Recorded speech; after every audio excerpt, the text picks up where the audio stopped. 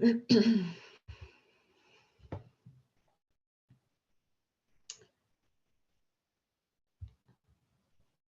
guys, to everyone joining there now. And obviously in these next minutes, and then Shyama will be joining us momentarily as well. Hi Emma. Hey, how you doing? Now, let everybody in.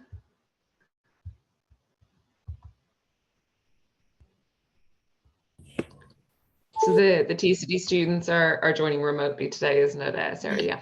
Yes, that's right. Yeah. Good stuff, yeah. Hopefully you guys are all cozy and keeping warm at home on this fairly chilly and autumnal day. It's nice day to be at home, actually. Yeah. I know. Yeah. Exactly, it's funny, even, everybody in the rush to get back in person, you forget that there were some good points about, the online, having a few online classes, and this morning has to be one of those advantages that you don't have to go out exactly. in weather. Indeed.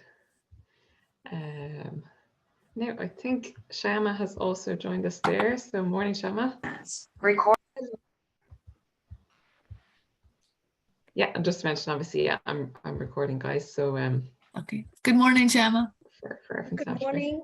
Could I just have 5 more minutes? It's been sort of chock-a-block here of meetings. Yeah, of course, Shyama. I'm just wanting to put some of the data there, and I'm sharing it with 2 people from Fin who are here with me. I'm talking from the YWCA in Chennai, which is the capital of the state where we are. Did you have a good flight over, Shyama? Chennai, all the flights have been very nice. Please come, just please come. Good. You can also join. We have your computer or anything, or you can join from your phone. I'm putting it on mute. How many minutes I have?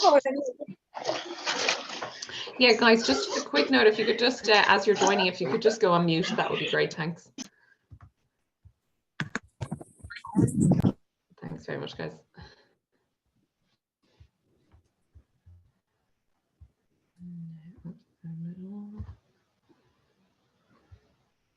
Hey, Peter. So what's another one of our lecturers has joined.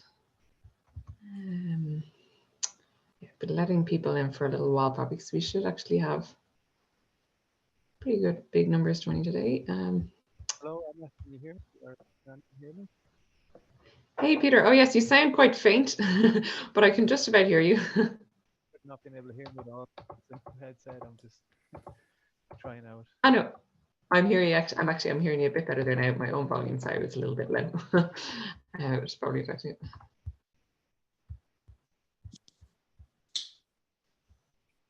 Yeah.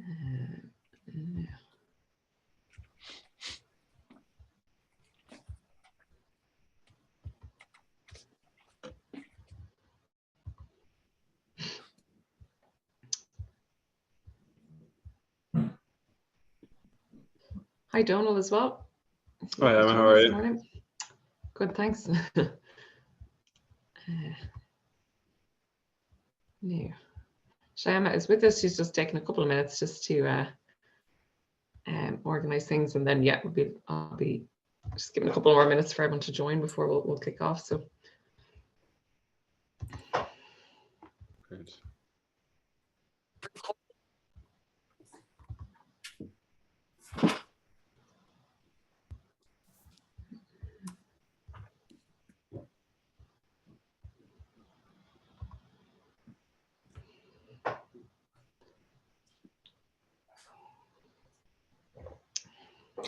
Sorry, Emma, just in terms of the questions, that's completely fine. They were just, a lot of them I knew that Shyama will probably be talking about anyway.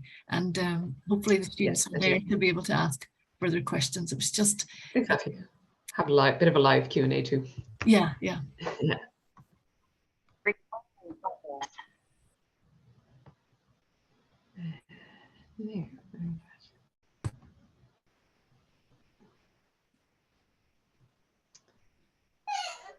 is that Subhash as well on the call today? Yeah. Do I see? Yes. If I remember Subhash. Yeah. Yeah. Hi, Subhash. Good to meet again online. Yeah, yet to meet in person, but. Have you not met actually? No, yeah, because everything, all your lectures last year, remember, actually were still online, or I think, and they then moved in person. Towards the end. It was only at the very end, exactly, out the finals, and yeah, it was the early actually at the very end we had to go back online as well. So. Well, yes, exactly. So then there was there was a lot of back and forth. Yeah. Back and forth, yeah. Recording.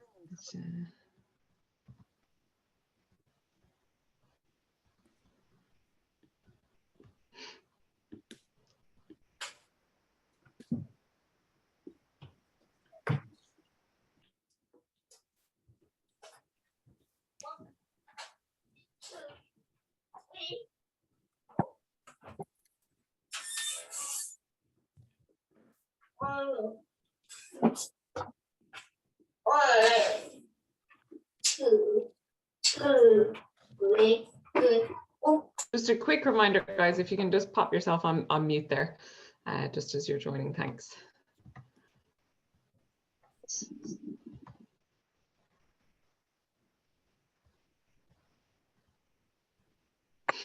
I'm now more or less ready.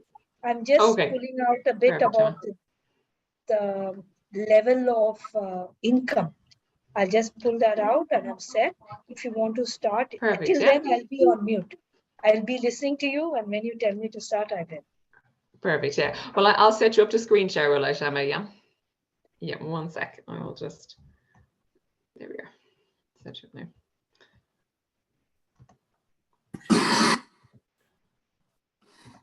Okay, perfect. Well, maybe what we can do, oh, sorry guys, just a reminder, if you can mute yourself as you're coming in there.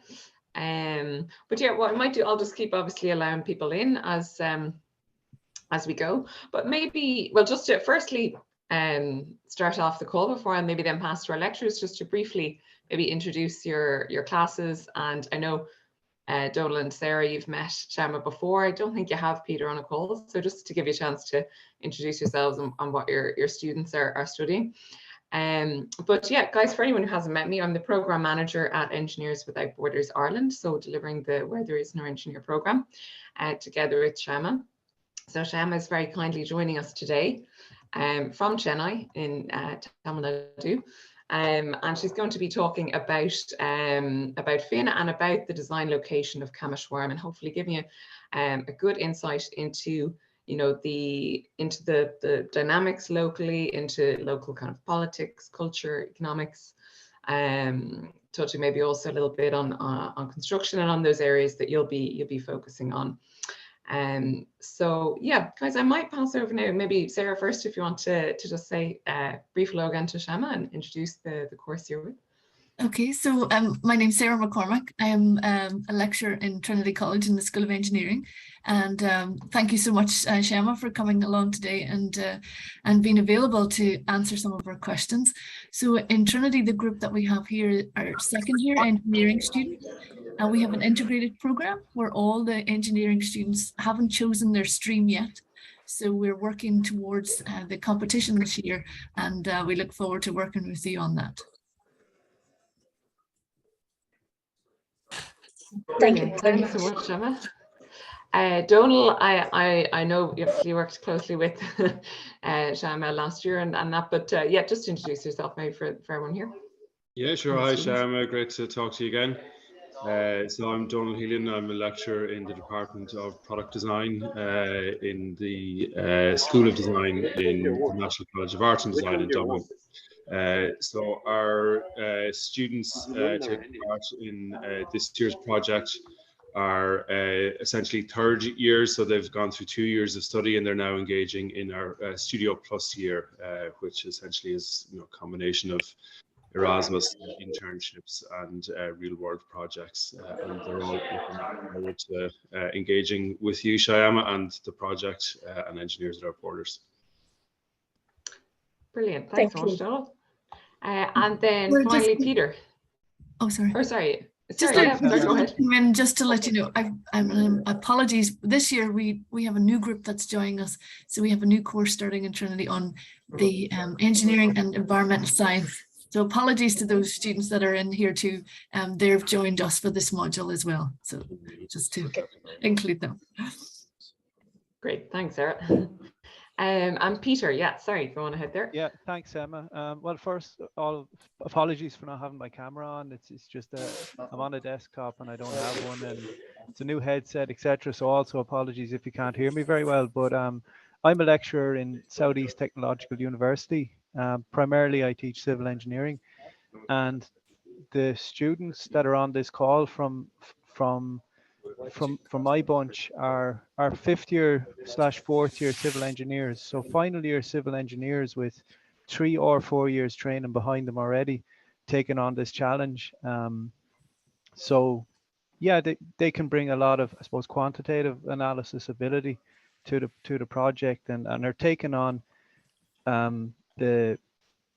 the challenge that we've been set to adapt the Finn office building and integrate, say, energy generation, energy storage facilities or technologies, etc. And I suppose technologies that could be hopefully rolled out across the village of Kameswaram as well. So, and the rainwater harvesting potential as well of that building. So, yeah, so they're looking to adapt that building and I suppose explore applicable technologies for Kameswaram. Brilliant.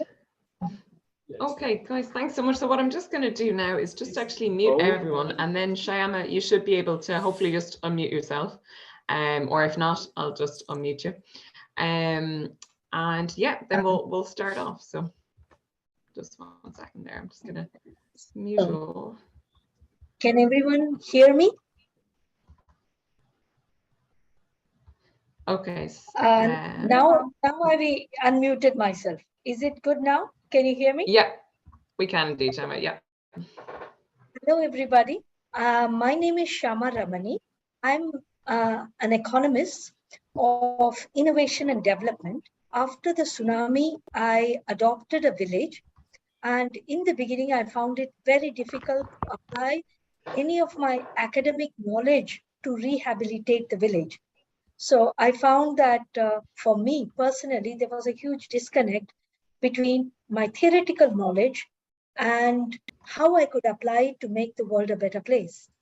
And so here started an adventure into pursuing a different way of thinking. I had to develop skills. And I found that this was not only the problem with me, but it was the problem, I guess, with many social sciences. And though with engineering, the gap might be less, still we are in the search for frugal innovations worldwide. We are facing all kinds of societal crises. So I think whatever you learn in terms of creating innovations to resource constrained environments will stand you in good stead throughout your life. Okay, that is by way of introduction. Now I just want to share the screen and run you through the basic facts of about Kameswaram. Let me put this on presentation mode. It's a bit rushed, sorry, I just kind of put it together now. The first thing is that it's more or less a typical coastal village. It's facing the Bay of Bengal, and all the villages along the coast are like this. And I would say throughout Asia, it's like this in Thailand also. So they're mainly farmers, but they're also fishermen, and there are some services like bike repairs, like shops, retail outlet, but the backbone is farming. And what has happened, and now I'll go on to what has happened, and you will see. So remember, there are fishermen, farmers, and the service people. And this is a map made a long time back by my French students. So each village, you see, there are some villages which are clustered, like in Europe, they're clustered around a church. In India, they are of two types. They are, first of all, we don't have this clustering around, we don't have a clustering around temples. You just answer the phone, please. But they are just either spread out or they are clustered together around a powerful group. Okay, and excuse me for the phone. You please answer. This is the distribution of income. This is a relatively well-off village. So as you can see, the base of the pyramid is, that is, people living on around $2 to $3 a day. The family is surviving with a per capita income of $2 to $3 per day. That's about 35% of the population. Then there are the very destitute. And these are some tribals. And then you see, we have people above the poverty line, and that's about 50% of the population. Now, the entire population is supposed to belong to a category in India which is deemed oppressed in the past. So they're all receiving various kinds of social aid. Now, this is the profile of the males. So as you can see, there are farmers who have land and there are farmers without land. And by unskilled worker, you really mean the labor. Similarly with fishermen, there are fishermen with boats and there are fishermen without boats. And now there's a lot of bad things happening also, as it's very murky. There are international waters, and the main culprits here are the Japanese and the Norwegian trawlers, which are coming for various kinds of fish. I do not want to say more, but I do know that they are crying about having to work for the foreign companies and catching things. They can't do anything about it because they're getting paid, but they see that the nets are so fine. They are using digital technology to identify shoals of fish, and the nets are catching the baby fish along with the adults. Everything is towed to Nagapattinam, the biggest town, where there's a port, where it gets shipped onto an Indian boat, which meets the foreign boats in the middle of the ocean in the international waters, which is about just 35 kilometers from the coastline. So just want to expose you to the kind of challenges faced by a village, which is multidimensional, and you would never guess it unless you live there. So as you see, 50% of the women, they are homemakers, which means that they probably help their husbands in their livelihood, but they're not paid for it, nor recognized for it. The unskilled worker, semi-skilled worker, and so forth, they are people who actually are registered as workers. Now, let me ask you a question. What do you think a self-employed female would be doing? Does anybody, can anybody give me a guess? In the village, what would be a professional woman? Because I usually like to hear things from the students. What do you think in an Irish village? Imagine an Irish village. I don't know what is the average rate of employment of women in an Irish village. What is it? What do you think a professional woman in an Irish village would be doing? Am I audible, Emma? You are, Shyama, yeah. I was just going to say, will anyone be brave enough to, so I want to guess. I want to guess because I see 102 participants and no answers. So I'd like you to guess, because it's very boring to talk into a black box. and I know you do have questions, but I just, sewing, seamstress, that is a self-employed. What would a professional be? Professional means that she gets a salary. What would a professional female worker be doing? Likely to be doing? Service owner. Teacher, that's a good thing. Teacher, yes. Come on, let's have some more guesses. Do they sell catch? Yes, that would be self-employed. Cleaning maid, no. Well, maybe in the richer houses, I really don't know. Who else?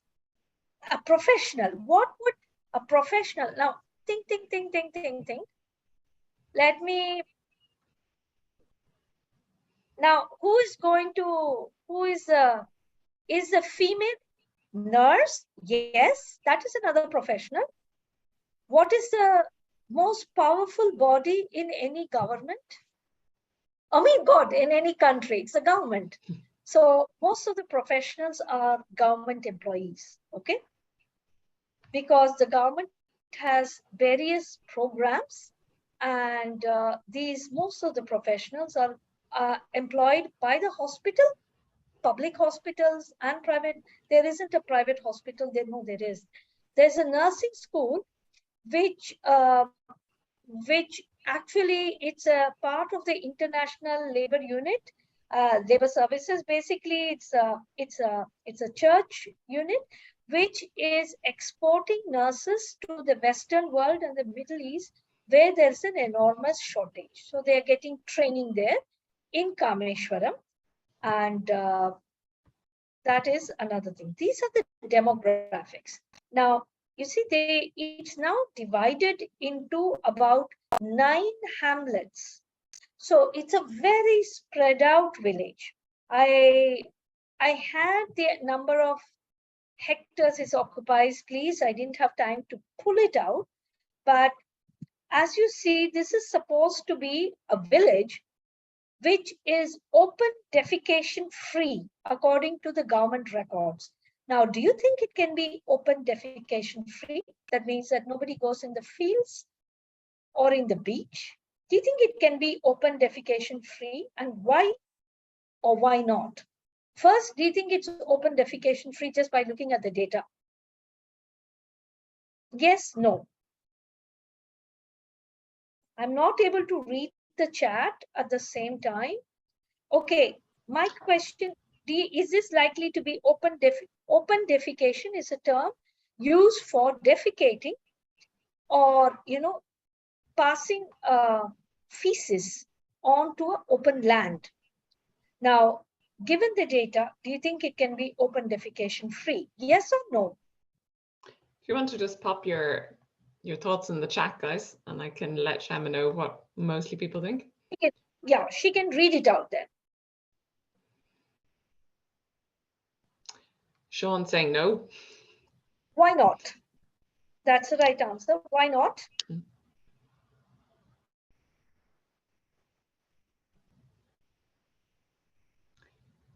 It could be with a proper system. Just from the data. What do you see from the data?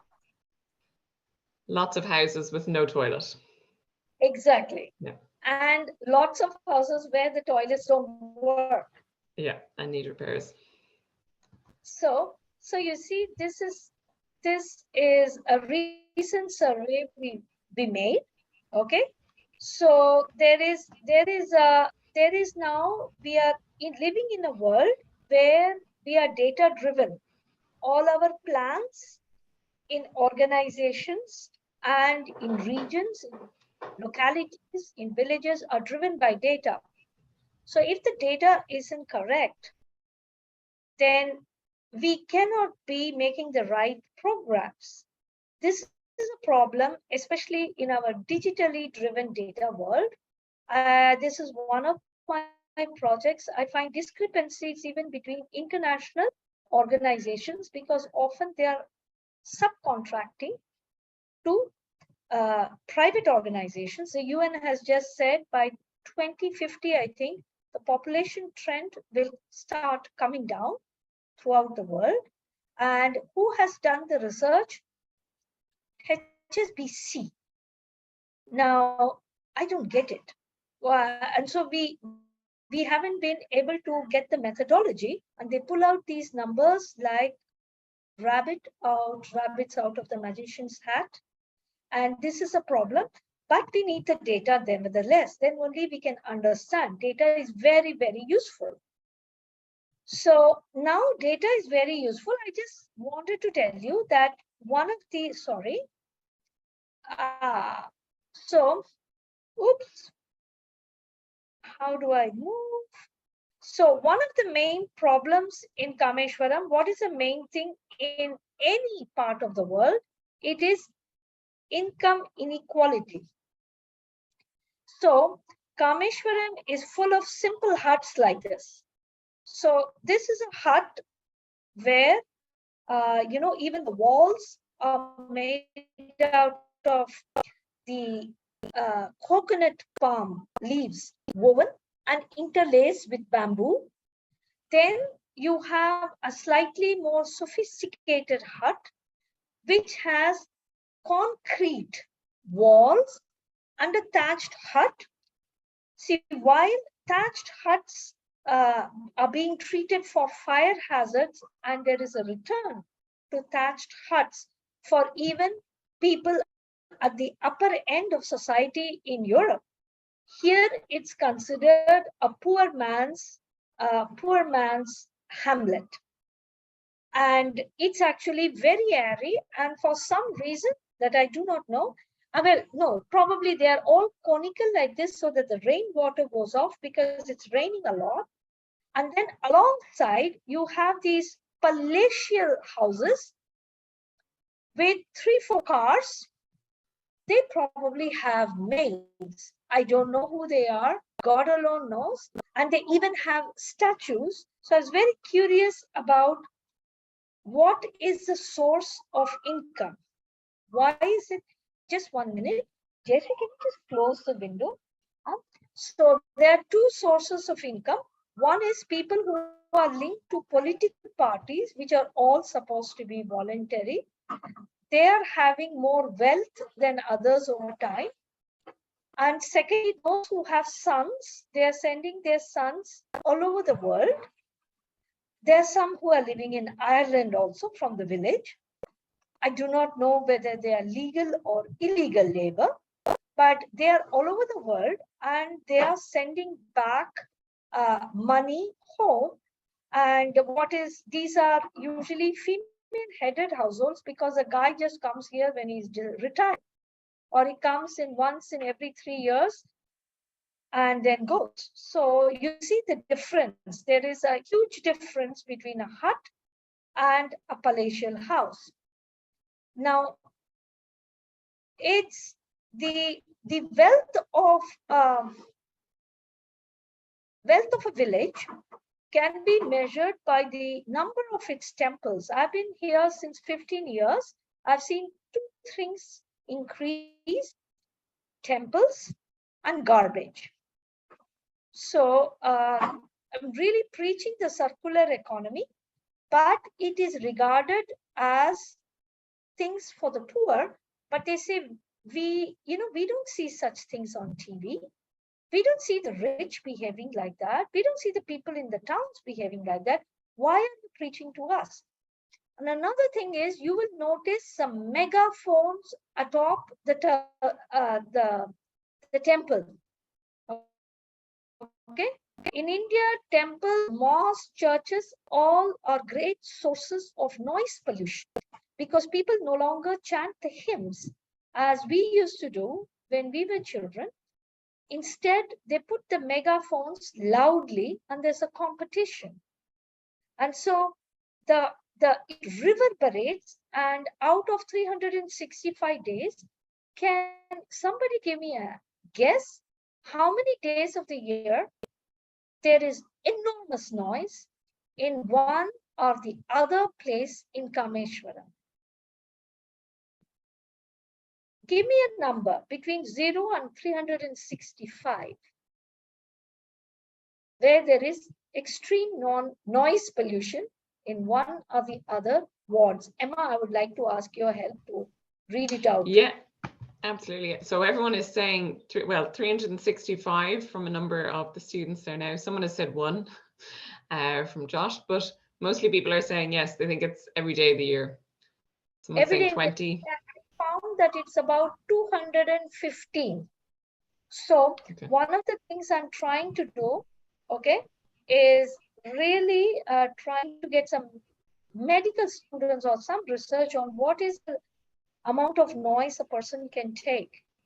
Because, you know, there are some mentally disabled people, you know, they can get really, if you have epileptic, they can get worse if there is enormous noise. So on the days if there is noise, I need deep sleep. I'm a light sleeper. I have to go to a nearby town and book myself into a very good hotel just to escape the noise.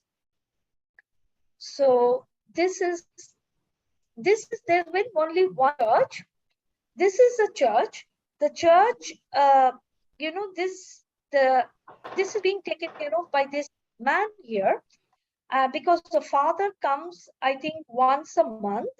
And again, the Loots of India is in the nearby town of Velankanni.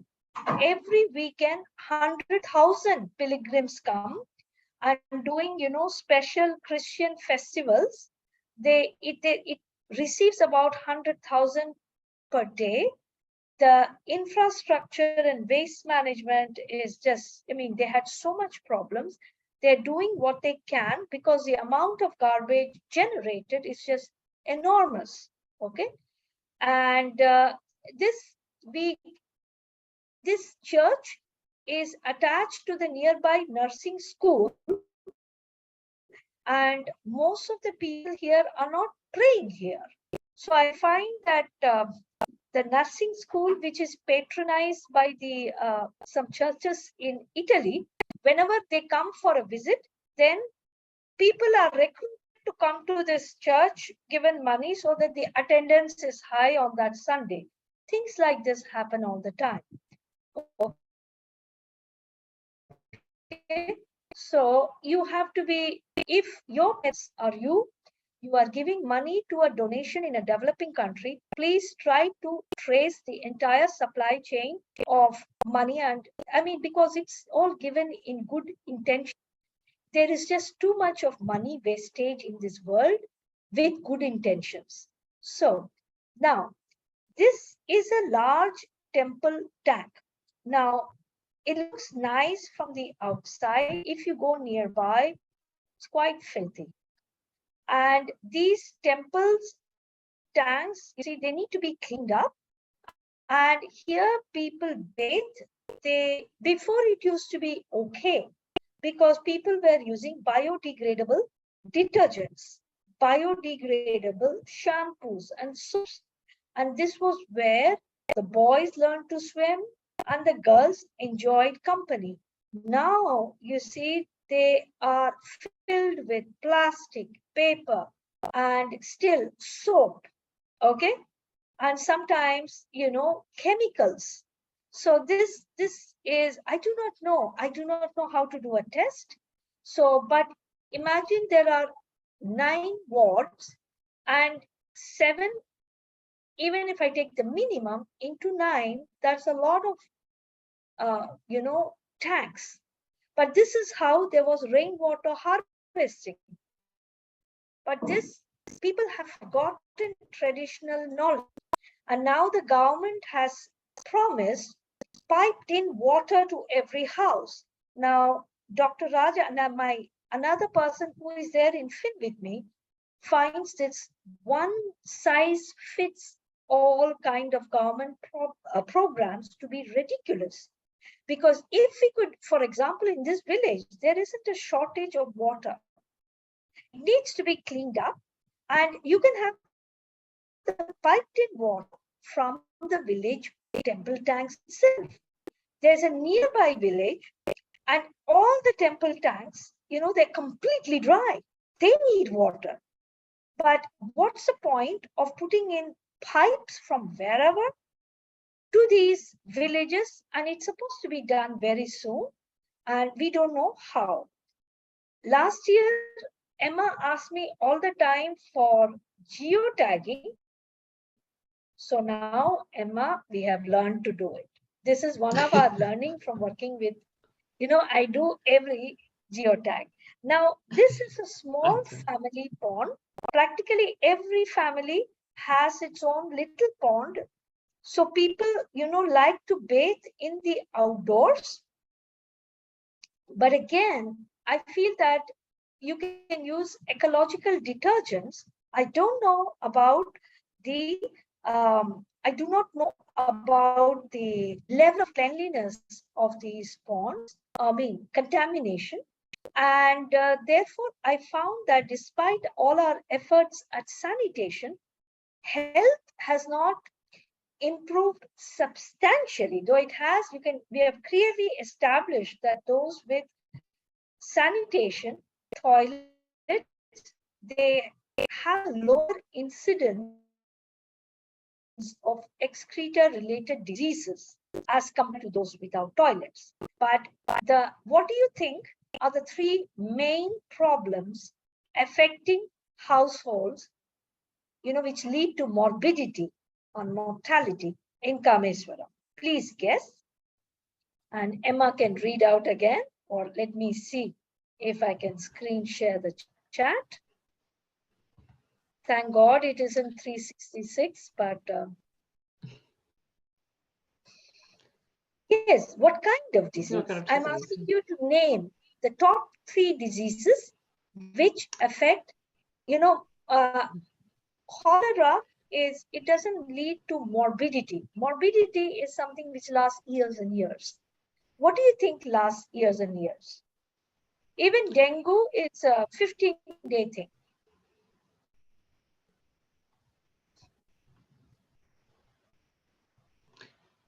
What are the 3 top diseases in Ireland? Tell me. What are the 3 top health problems in Ireland? And I'll tell you if they're the same. Cancer, it's the same in the village. Next problem, please. TB is a, no. TB is not, is TB a problem in Ireland also? I do not know, it's not the problem here. What is the it's not a significant problem here. Health problems in Ireland? Is there, I would like to finish. Diabetes, yes. What else? I just need to, heart disease. Now we have got it, okay? So you see that it's an international malady. And I think it's because of the pollution that cannot be seen, because many of the farmers are absentee farmers. They have fruit trees and they are spraying chemicals. There are contaminants everywhere.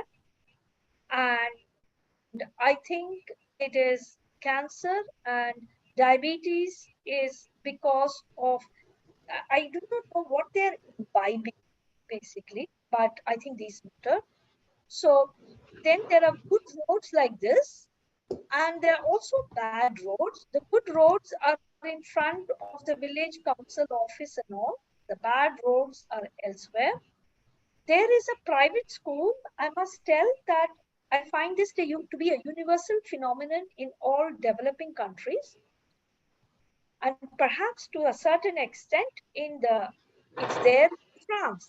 There is a feeling that the private schools are better than the public schools, and that children's career opportunities and capabilities can be enhanced by going to a private school. So anything that is public, there isn't a demand. So this private school, which takes in money and which, sort of, I do not know, it's they press children like lemons, they do well, but it's a private school, so people get into debt to send their child to the private school, whereas this government school, which has infrastructure, it is less frequented. Okay, and so the government schools are there from 1 to 5. This is also less frequented. there is one which is belonging to the lowest category. This is called the Dalit in India, formerly termed as the untouchables in by the Westerners. It has the maximum money because they're very well organized and they have an entire platform of, jobs, schools and all. But even in that, the teachers are saying the children, they come from very troubled families, but they have the infrastructure. The fishermen and all go here, and they try, the richest fishermen, they send their children to kindergarten in the town so that they can learn English. And this is a creche. So there are 6 creches. And we are trying to work with all these, but they are basically, there's a cook and there's a teacher, but there could be one teacher for 2 creches. So basically children are kept there from about 9:30 to 3:30, and there's no program as such. 35 students or 20 students, 1 woman and 1 cook.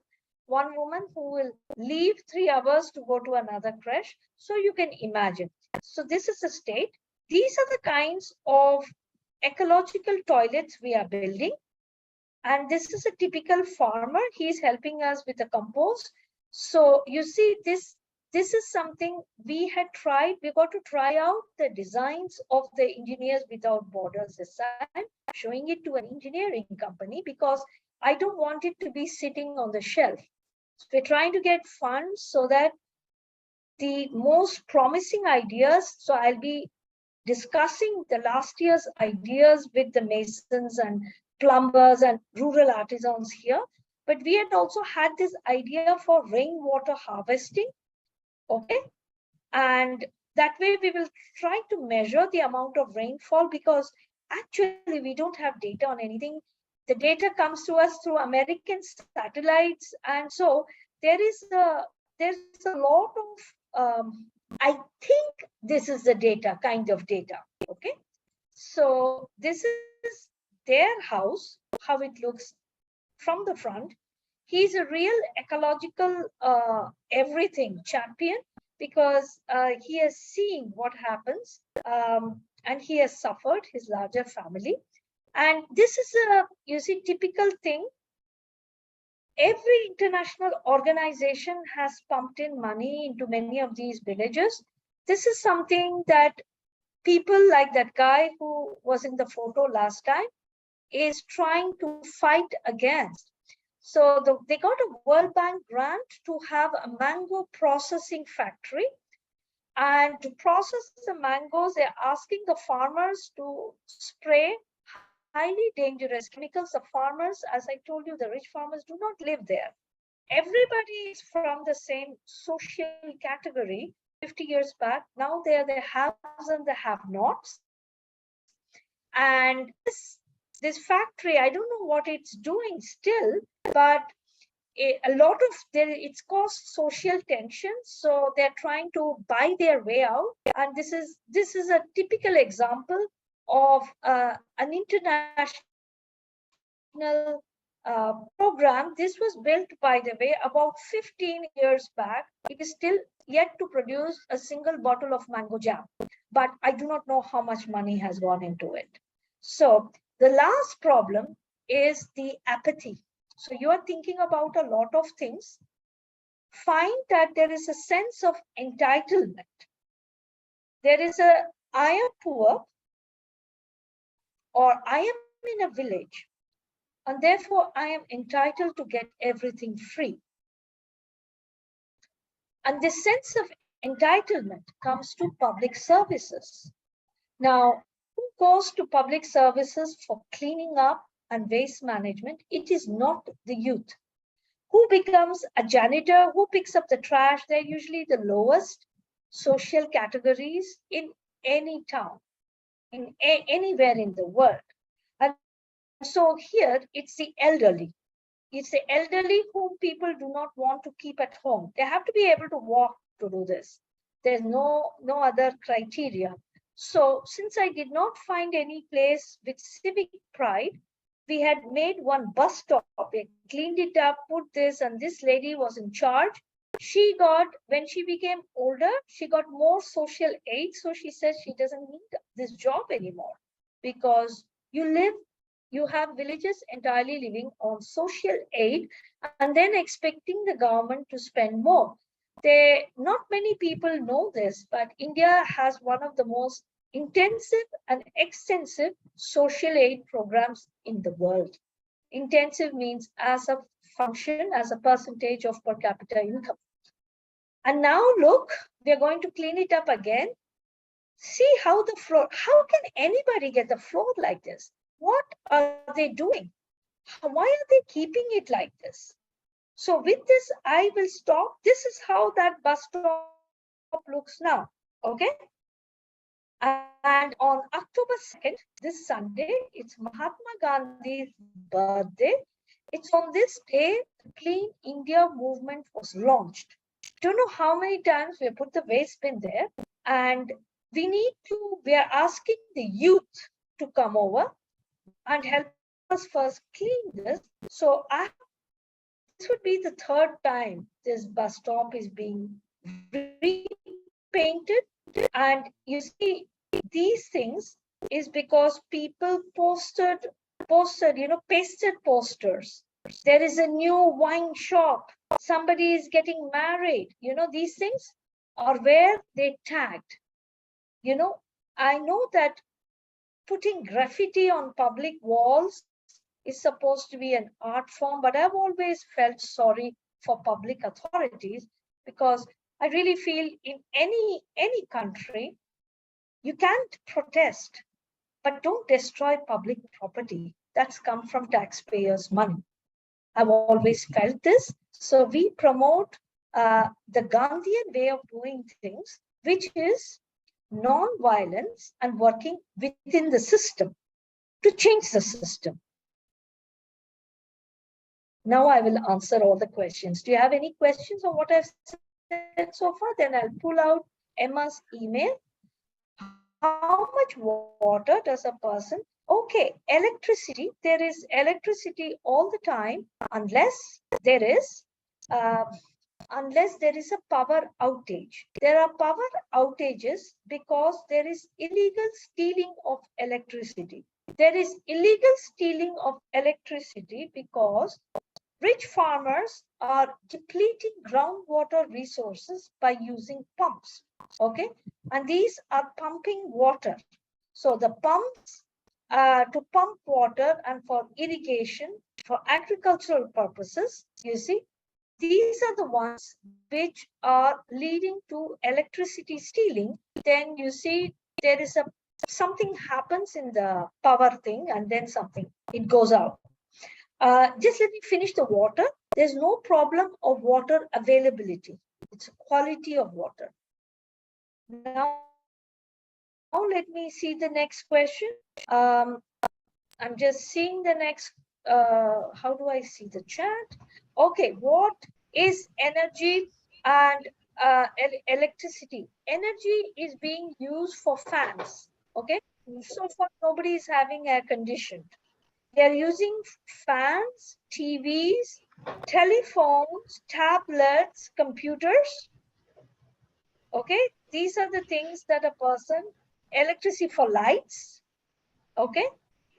And energy is being used for, so that is electric energy. So electric energy is being used for pumps. And then energy as such in the form of liquid forms is being used for boat motors, tractors, agricultural equipment. So that's it. How prevalent is the caste system there? See, it seems there are about 65 varieties of Dalits in the village. I personally do not encourage any divulging of caste as a means of getting any kind of help, because the entire Indian economic system, the public sector system, is based on social identities. And this is something for Europe to keep in mind, because as politicians come, each politician increases the quota, so that you see the entire system is based on social identity in terms of social aid, entrance into public educational institutions, healthcare, public jobs, okay? Which means that if you do it on that basis, then what happens is we get what is known as a creamy layer.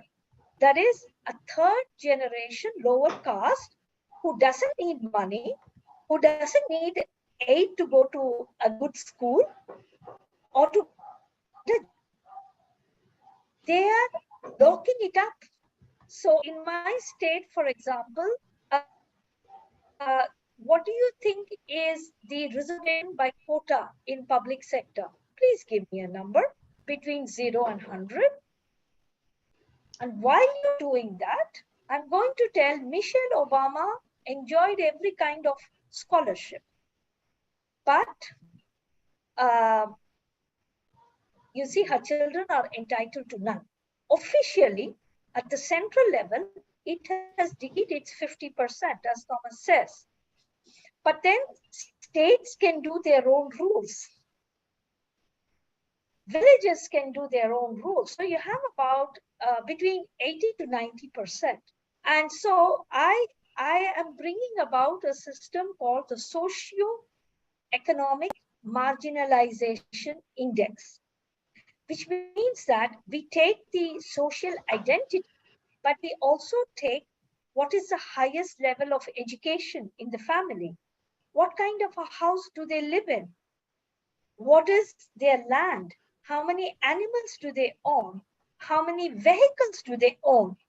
Because we have people at the exact caste level who are at very different states.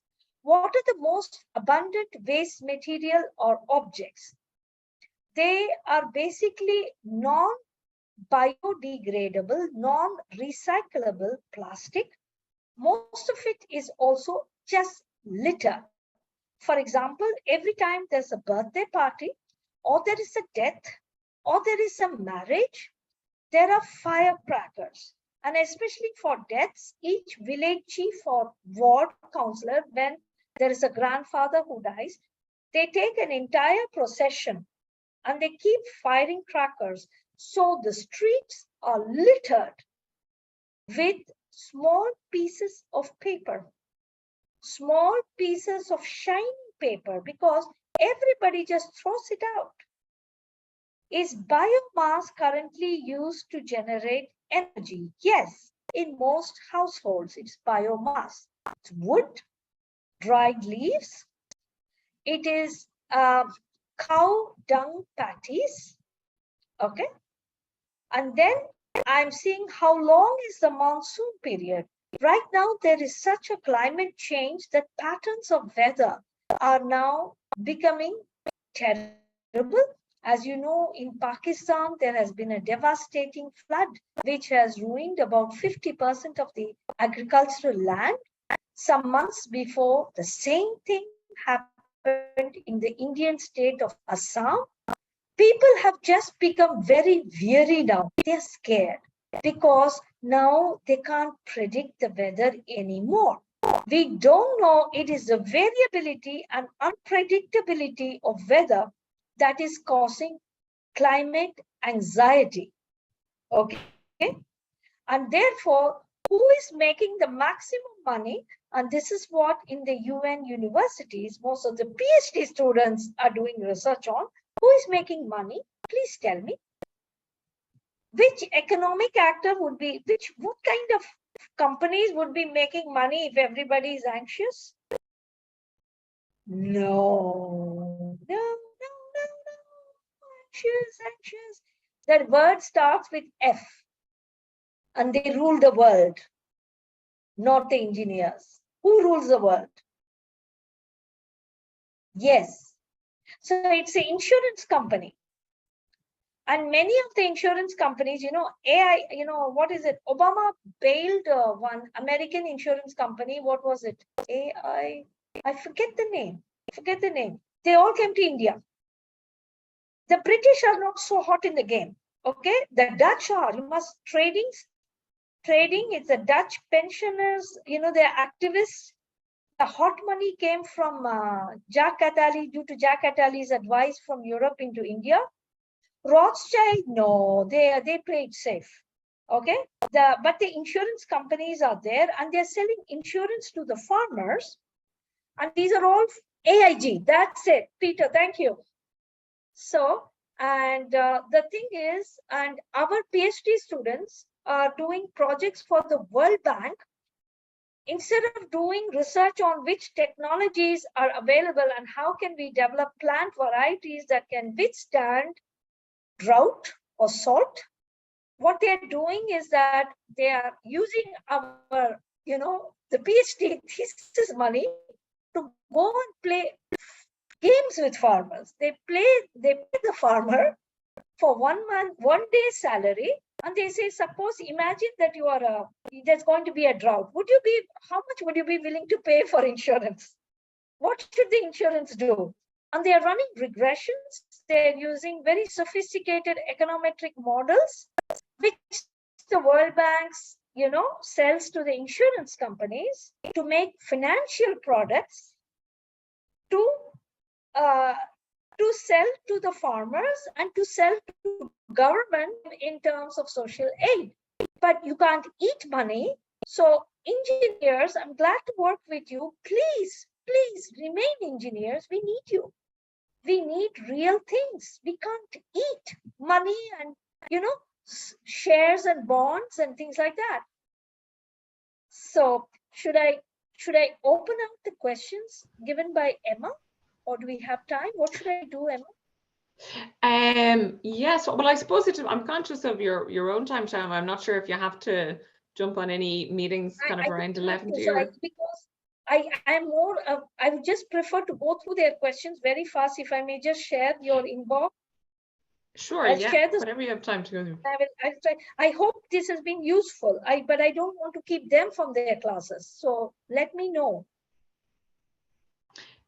Yes, Sarah, I don't know, the guys may have to go. They do have, my gang do have another class, so that's why you've seen probably them leaving.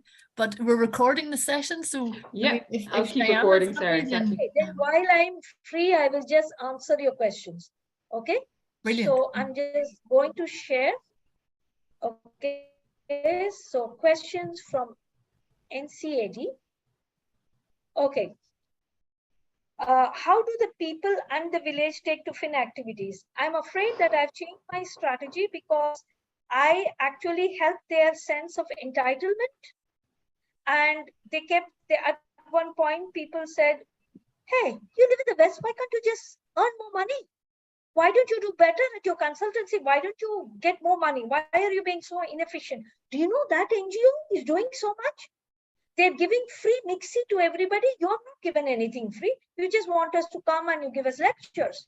So the thing is, I've changed the mission officially to mobilize community engagement for development rather than saying it's our mission to make a model village. I got into a soup because they expect there is a great sense of entitlement. As far as the authorities are concerned, it's a love-hate relationship. They love NGOs which come with a lot of money. They're willing to promise anything. And the contracts go to the village council's nephew, to the son-in-law. So it's a question of distribution of goodies among the network of the village head. And therefore, you see any NGO which promises anything, and they say they like NGOs which do not stay.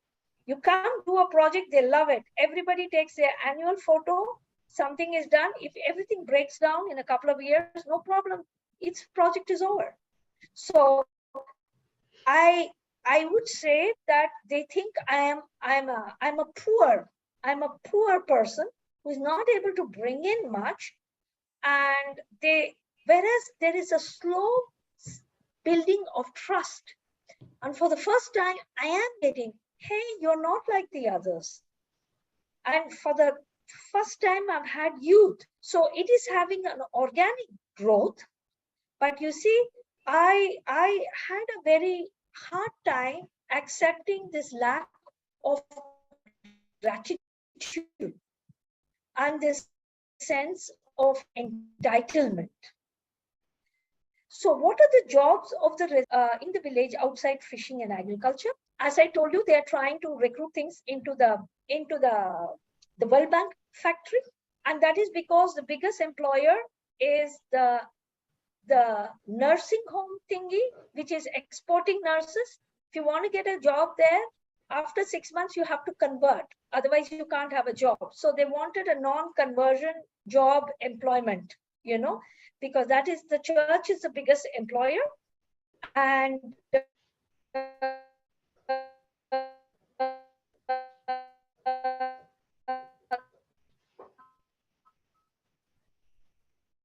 then the other things are from a guy who's come from Singapore. And then there is all the government officials, okay? They're having, but the government officials, they do not reveal who they are. How many people are on the payroll of the government? What are the programs they're supposed to do? Because if we learn about them, then we will know what the government is trying to do. It's like, but it's the same thing. Even in my university, you see, there are all kinds of goodie packets for faculty, but not everybody gets to know about it. So there is an informational problem, and I'm trying to understand. Are there divides due to religious beliefs at times? Never. It's a very united village. It is between rich and poor. The rich look down on the poor, and the rich are not kind to the poor, and the rich do not help the poor even when there is a disaster, because they say, anyway, we are a Dalit village, that is a village of outsiders will come. We've got a big church here. There's no problem. So there is a lack of, and the fisher women do not talk to the other women. So it's by occupation, because everybody belongs to the same caste. But you see, just like now, you must be hearing of something called a dual citizenship, right? You can have 2 passports. Here in the village, like in all over Tamil Nadu, you can have 2 religions. You can be both Hindu and Christians. Don't ask me how. They get the goodie packets from the church, and then they also get the goodie packets for being at the bottom of the socio-economic ladder from the Indian government under another bracket. So all this is well known. How do the community bond to each other doing rough? They do not. They do not bond. Let me give you another example. There was a terrible cyclone here which caused much more havoc to infrastructure than the tsunami. Tsunami took human lives. Here, not a single life was lost because the cyclone, there was good alarm system, everything was done. Now, the World Bank had put a 3-year project, and it was given to the Indian government. The government gave it to the state gave it to NGOs. And it's again, the church is very strong. It's a church-based NGO which got the contract for the village. I didn't even know that there were such things. So they ran a set of disaster management workshops, okay? And then when the disaster struck, there was nobody. So I called up the lady who was running the disaster management workshops to see whether there was anything left, because I couldn't get to the village, okay? And our guy who was in the town did not want to go to the village. He said, I don't want to, there are wires. It's kind of dangerous. You might get electrocuted. She said, we did our job. We gave the workshops. They were all employed for 3 years. They did a checklist thing. And in the end, there is no community disaster group. The Shendai framework, SDG 11, the Shendai framework, the UN framework, calls for community engagement. So now I'm trying to build that. Nobody wants to come. They say, if I come, how much will you pay me? So there is that. What are people's rituals apart from worshipping and praying? I don't know if they pray. They spend a lot of money. So they spend a lot of money, piercing the earring. So, I mean, piercing the ears. It's a kind of social insurance. So everybody puts in some money into the common kitty when a girl child is born, for example, for piercing her ears. And this goes into a bank account for her marriage. Because marriages are terrible things in India. The less educated, the higher the dowry. The more educated the rich people spend, it's sickening how much money they throw. But I'm sorry for using adjectives that may be disrespectful to some people in the audience. Please forgive me, but these are my honest opinions. But they do run an industry in the cities. But in the towns, in the villages, why try to emulate?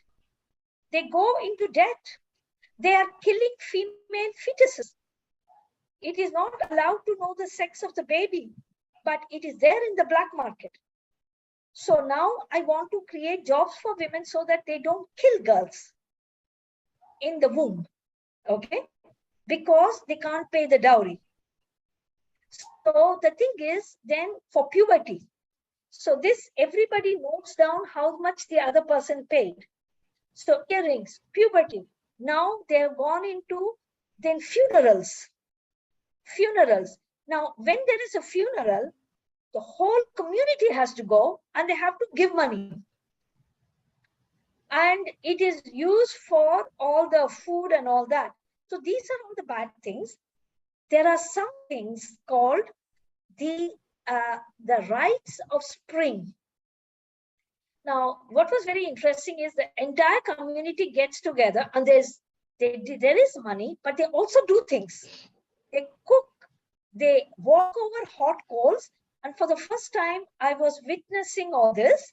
And I found a wonderful sense of community spirit, which I've never seen. They are cultural performances, the only time. But then a girl is not allowed to perform in public after puberty before she gets 2 children. So it's always the man. A man it reminded me of a lovely short story by Catherine Mansfield, you see. And there was a girl, she was sitting next, waiting for, nobody wanted to dance with her. And so there's an old man and he tells her, you better go out and try to get somebody, something to this effect.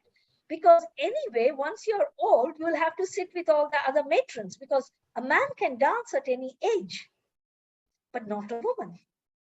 And so, so the traditional mores, worldwide mores are more important here. But when I wrote about this, Facebook took it away because they thought I was making fun of them for walking over coal. I said, that's one sentence. And the police is there. Nobody was forcing. Everybody had taken a vow.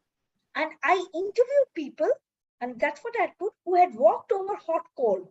They are doused with milk. Their feet are doused with milk. They're not able to understand it. They did not get things. When you get burnt, a bubble comes out. So they practice being in a trance, okay, for many days. They hardly eat. And then on that day, they do not eat anything. So I do not know. I said, this is a great subject for scientific study.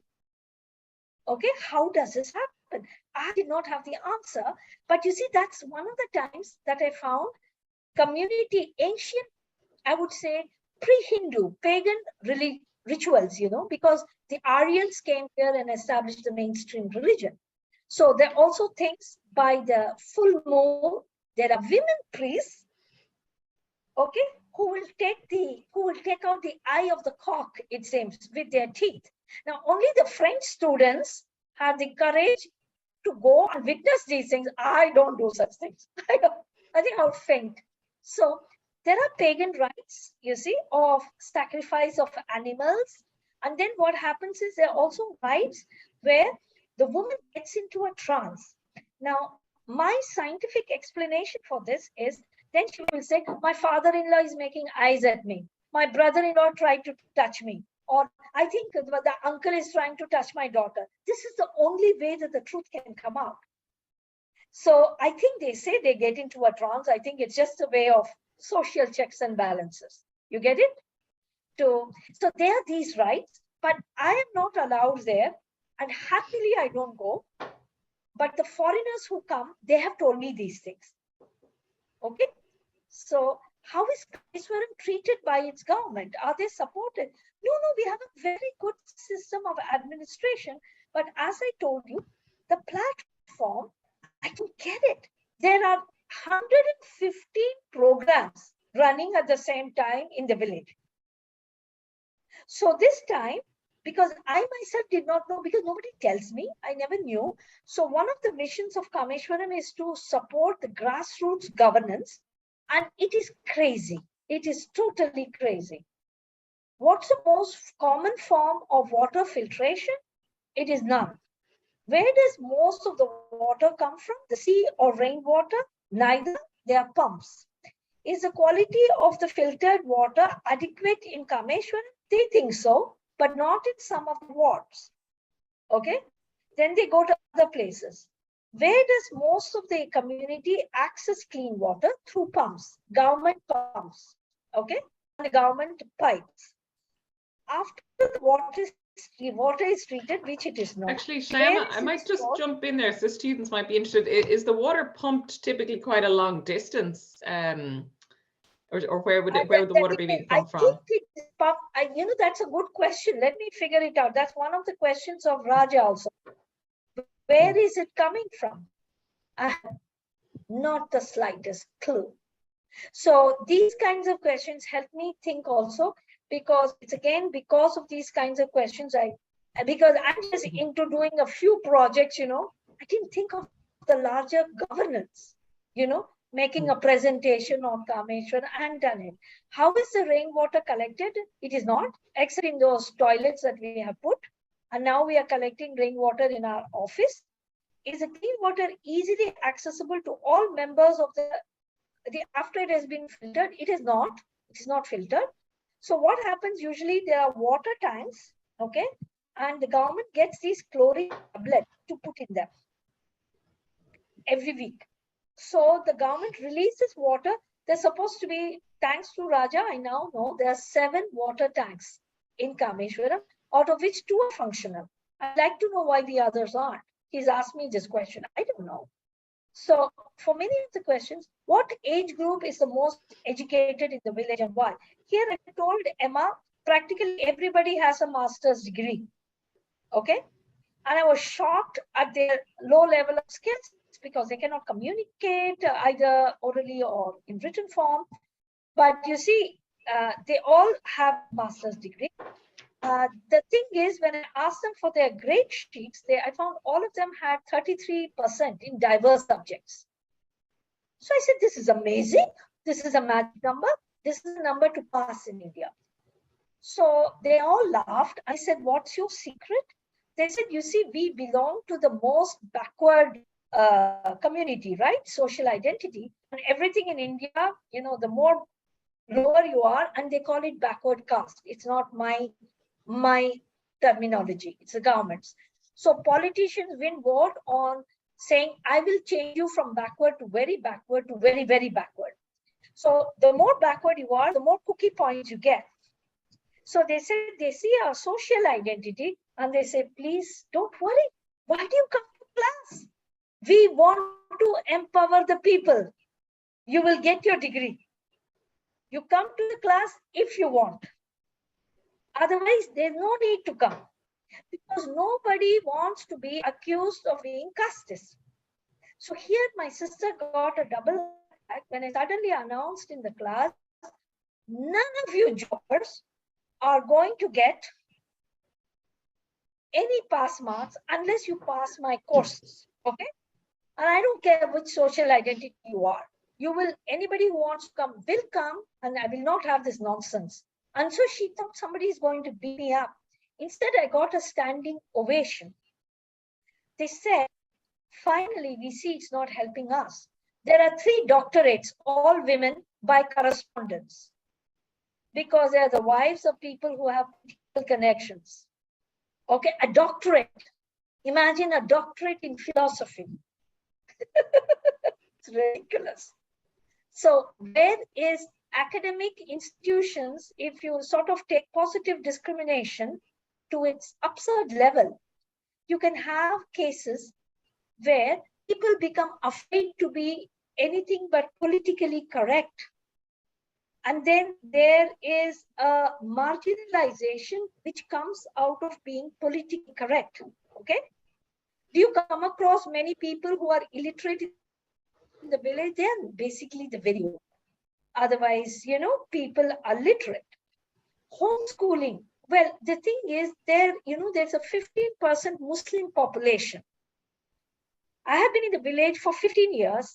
Till now, not a single Muslim woman has been allowed to even come to our office. By law, they have to go to school. But we cannot force people, again, because it's a very politically delicate situation. You cannot touch religious minorities. The Christians are very, very forward in terms of education. They are not forward in terms of dowry. They are as bad as the Hindus. Okay? So there is no difference. The Muslims, I have no idea. Whereas in the nearby town of Nagapattinam, I know Muslim women's activists, okay, who are helping. And I have in Delhi many good Muslim friends, okay, who are helping the Muslim women. So it's coming within, but they are all under a lot of, you know, many of them, they do face a lot of threats.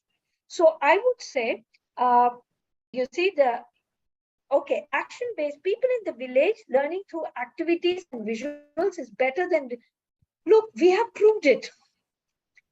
We have proved it. You know, when we come to camps, when we go, do you think the people in the village, they come, during COVID, we held camps and all. I don't know who was more happy, the parents or the children, but they keep telling us, why can't school be like what you do? So the instructions to my ladies, we are developing programs. You cannot, you have to, it has to be a music or a dance or a discussion or action. But now that school, let me just give you an example. In the kindergarten, in the creche, we have put some plants, okay, some pots with nice daisies. They are not roses, they're no thorns. And the kindergarten, the creche teacher said, okay, now hire somebody to water these plants. I sent back the lady saying, we will put a bucket of water. We'll give you a little cup. Each day, 10 of the 35 children can just water these 3 pots. They said the parents will complain that we are making them do work. So I'm going day after tomorrow on Sunday evening, I'm going. What am I doing? COVID is over. We're going back. We're not holding, because as long as we held these learning camps outside of the institutions, we had the jurisdiction. Okay? If you wanted to come to our camps, you had to sweep. You had to pull out the weeds. But now in the schools, even in the village, they are saying parents can sue us. They can put a case against us. So I am going to be talking to parents of the creche, and I'm going to ask for their permission. If you want me to put a plug-in, we are having the Green Academy project. You have to let the children serve other children. And I'm taking, there is a Japanese school just opposite my brother's house, just behind my brother's house. So my sister-in-law's parents live upstairs. She has taken a little video, which I'm going to show in the village. Japanese annual day held last Friday.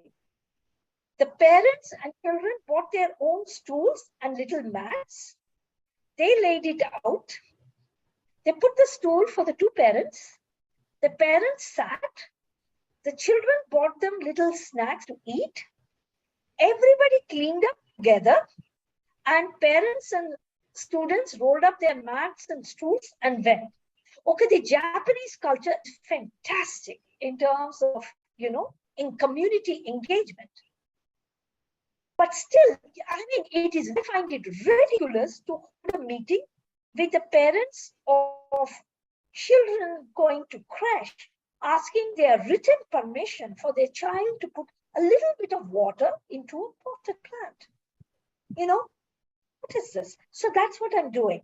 So have you ever heard of ABL? If you say ABL, they won't know. If you say FinCamp, they will know. Okay. So is there any companies that have done familiar? The thing is, again, there is another church-based organization. They all have local names. They are running another school.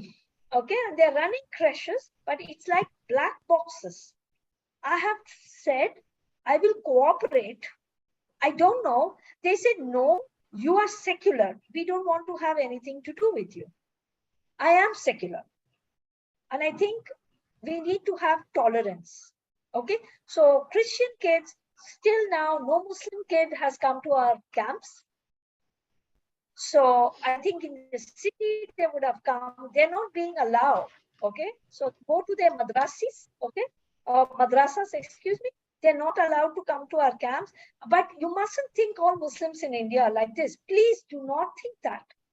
Nor all Christians. It's all a localized phenomenon. So please don't take what I say as a generalized picture. I know excellent Muslim schools. For example, in the town, the Muslim girls' school has the highest performance rate. And they take girls from all religions. You have to be modest, that's all, very strict. And how many training centers, schools? There are 6 schools, okay, crashes and things. 1 private school which charges money after the 6th grade because they have to give half before, okay? But this man was very, very secular before. But you must know that the church refused to give money because, there's a Hindu god, 2 Hindu gods of wisdom. One is the elephant-headed god, Ganesh. And there is a woman goddess of wisdom called Saraswati. Because he wanted to be secular, he put these photos up here and the church refused to give him, he told me, the aid. So he said he needed aid, because he wants to have a computer lab and all that. So if you want investment, then he took out those pictures. And now that made me really cry, Emma. See how religiosity and nationalism is ruining our world. It made me write a formal letter that the Green Academy Project Cooperation would no longer be done with their school.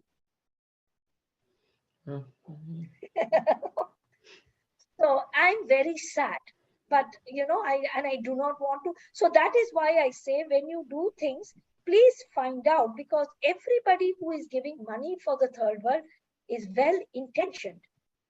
Just go through the supply chain. Make sure it is making the world a better place. So, and TCD is below, where is the... I think if you scroll right down to the end, the document should be there, Shyama.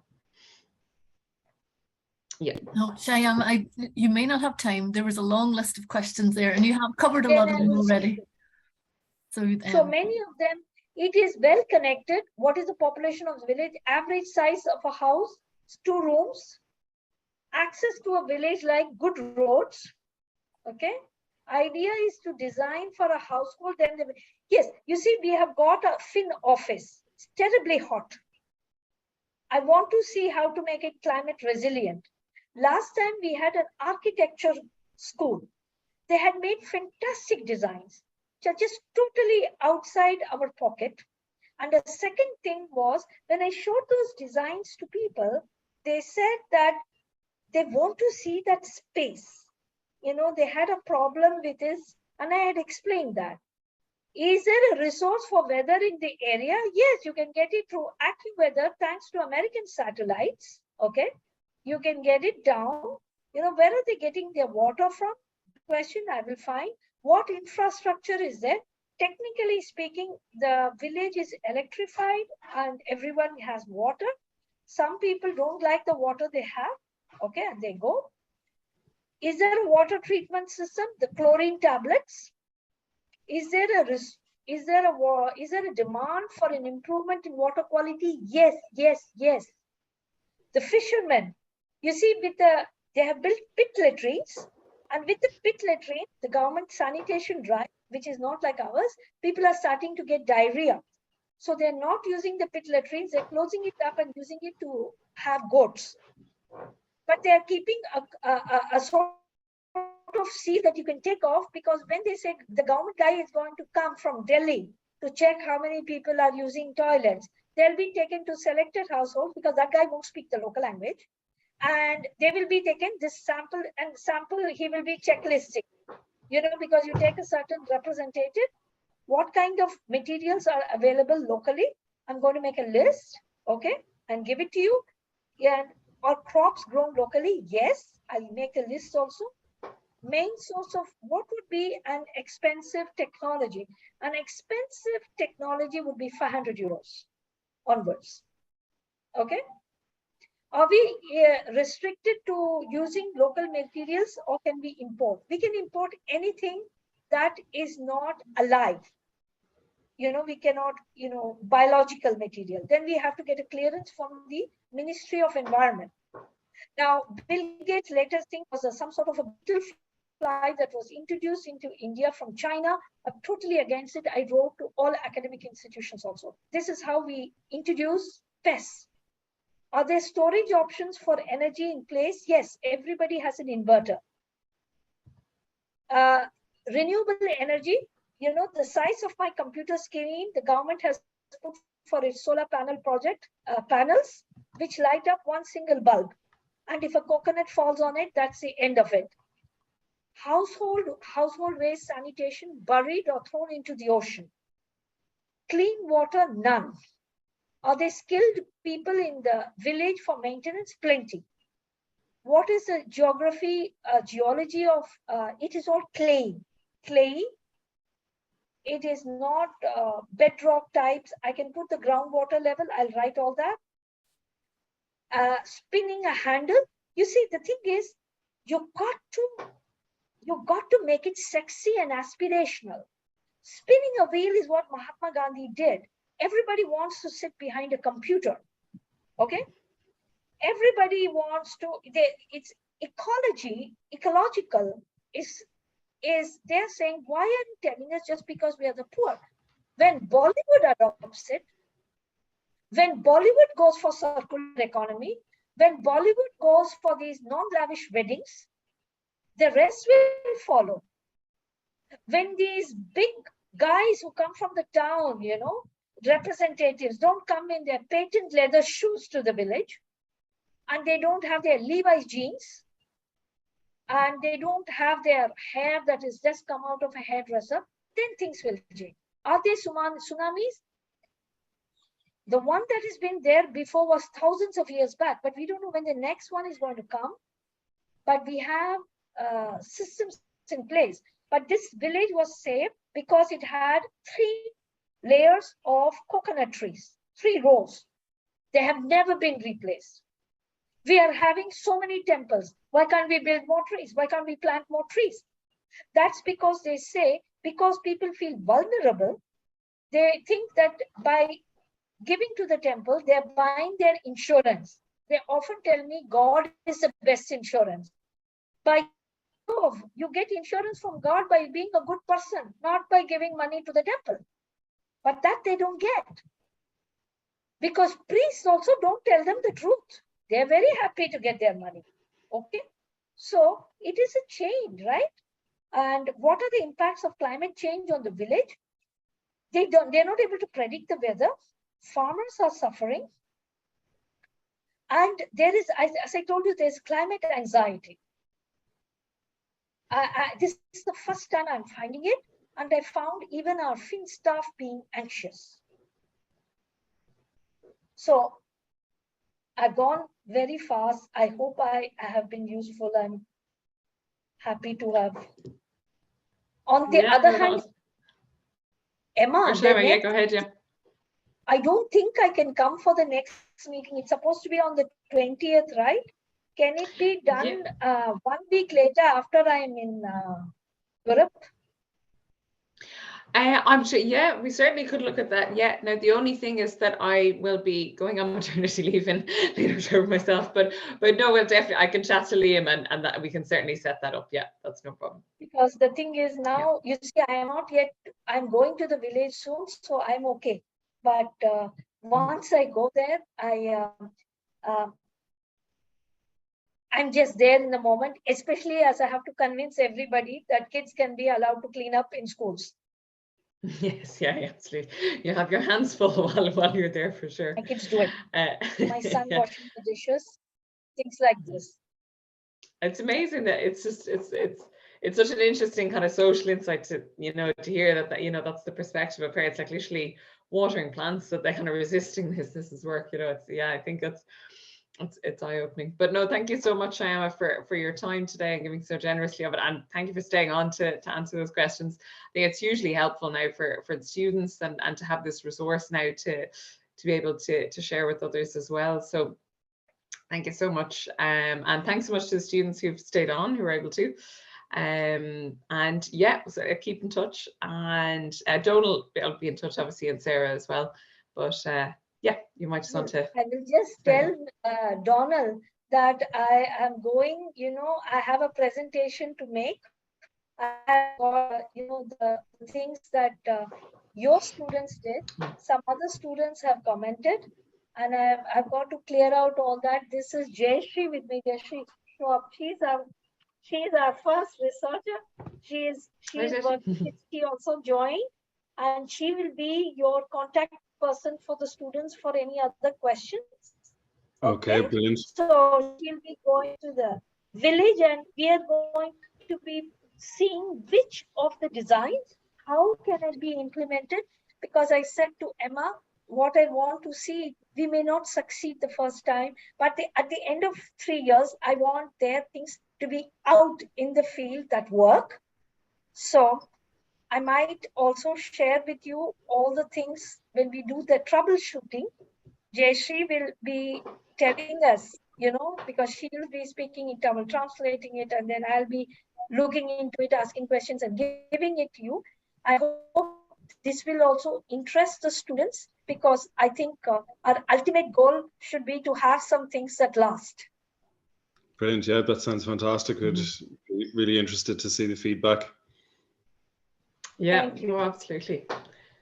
Will be great to see. Oh yeah, and Shyama, actually, I'll drop you a line whenever you get a chance to share the feedback from the Masons actually so far, and can share that with a few student groups that will be looking at it kind of in their initial research.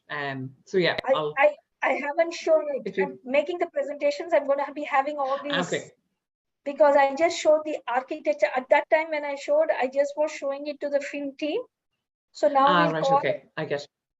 All the Masons and all, when we will ask them and we'll go through, and we are also working with the engineers who gave us some funds, and then there's the other school, NIT. So things are happening, and I never dreamt that it would take this turn and it would become something wonderful like this.